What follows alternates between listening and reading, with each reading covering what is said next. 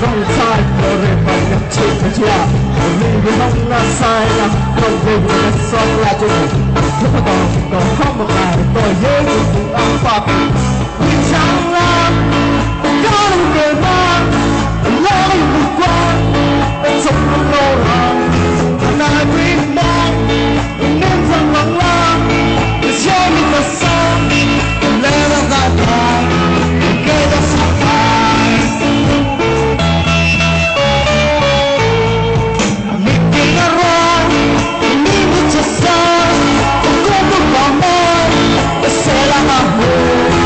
Leave on to run, probably not. Whichever I try, no matter what, the summer.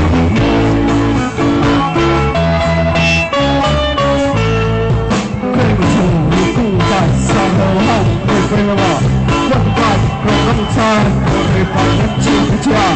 We'll be on my side, don't give the song like it.